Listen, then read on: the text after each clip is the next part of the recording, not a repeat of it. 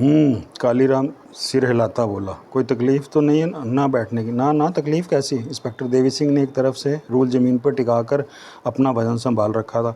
उसे तो यूँ लग रहा था कि किसी स्कूल मास्टर ने शरारती बच्चे को मुर्गा बनने की या हवा में बैठने की सजा दे रखी है। किसकी मौत आई है जो दरोगा को मेरे पास आना पड़ा? कालीराम तेजी से अपने तेल चुपड़े हाथ पोंछता बोला, है एक हरामजादा अर्जुन नागपाल। देवी सिंह फ़ौरन मुद्दे पर आया।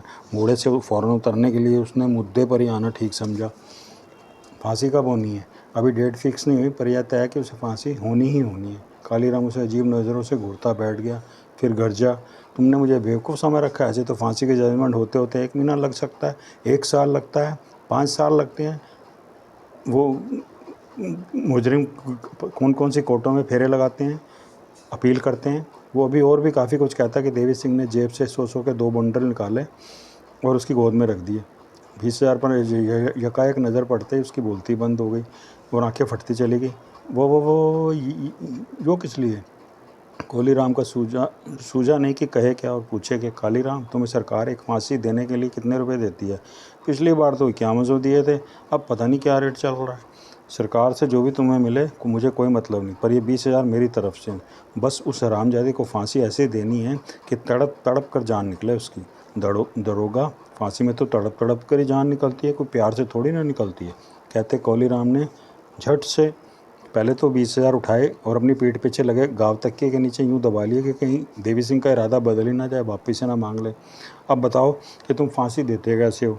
आदमी कितनी देर में मर जाता है और मरने के बाद वो दिखता कैसा है? देखो दरोगा, कालीराम हाथ उठाकर उसे समझाने लगा, पहले मुजरिम के हाथ पीठ पीछे बांधे जाते हैं ताकि वो खुद को फंदे से छुड़ाने के लिए उछल कूद ना मचा सके। फिर उसे काला चोगा पहनाया जाता है, क्योंकि फांसी के दौरान मुर्दे मुजरिम की जीभ बाहर आ निकलती है, आंखें पूरी तरह फट जाती हैं, होठों के कोरों से झाग आने लगता है, जबड़ा पूरी तरह ऊपर नीचे से खुल जाता है। मतलब कि लाश इतनी भयानक हो जाती है कि देखी ही नहीं जाती। ऐसी ही मैं चाहता हूँ कि देखी जानी ही नहीं चाहिए, कोई देखे भी तो गश खाकर वहीं मर जाए। देवी सिंह ने दांत पीसते हुए कहा, क्या बात है दरोगा, बहुत फूके हुए लगते हो उस मुजरिम से? फिर देवी सिंह ने उसके मनोभाव छोड़ आगे पूछा, फिर रस्सी का फंदा गले में डाला जाता है। फिर फंदे की गांठ कालीराम अपने गले के बीच की उभरी हुई हड्डी, जिसे आम भाषा में घंटी कहते हैं, दिखाता बोला,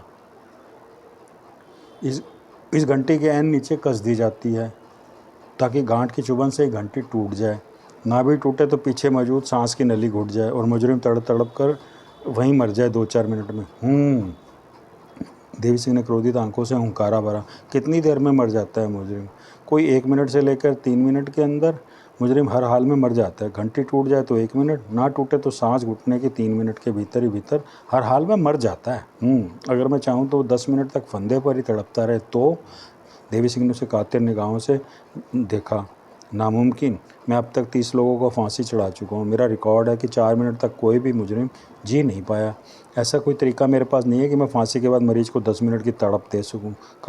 कालीराम ने हथियार डाल दिए, तरीका मेरे पास है। देवी सिंह ने जबड़े पीसे। कालीराम चिऊँका, फांसी चढ़ाने का पेशा मेरा है, तजुर्बा मेरे पास है, पर तरीका तुम्हारे पास है, जरा सुनो तो। कान इधर लाओ। देवी सिंह ने सरगोशी की, दीवारों के भी कान होते हैं। कालीराम ने अपना हाथी जैसा कान उसके आगे कर दिया और देवी सिंह उसके कान में कुछ फुसफुसाता चला गया। वाह! उसकी फुसफुसाहट खत्म होने के बाद कालीराम चहका, क्या तरीका सुझाया, पर मुझे उम्मीद नहीं कि इस तरीके से भी कोई मुजरिम 4 मिनट या 5 मिनट से ज़्यादा जी सके। तुम उस हरामजादे को नहीं जानते, कहता देवी सिंह उठ खड़ा हुआ, रकम तुम्हारे पास एडवांस पहुंच चुकी है और तुमने इसी तरीके से उस कुत्ते को फांसी देनी है, समझे? कालीराम खौफजदा होकर हामी में गर्दन नचाता चला गया। लाला लो जी चाय। तभी कालीराम की भी पीतल के 2 लंबे चौड़े गिलास अपने दुपट्टे से पकड़े उनकी तरफ लपी। गिलास गर्म होने की वजह से उसने दुपट्टे का सहारा ले रखा था। देवी सिंह ने चाय देखी तो उसे उल्टी आने को आई। पौन किलो के गिलासों में चाय के नाम पर मलाई तैरती नजर आई थी। चाय का सांवला रंग तो कहीं था ही नहीं। दरोगा, चाय पीने बिना तो नहीं जाने दूंगा।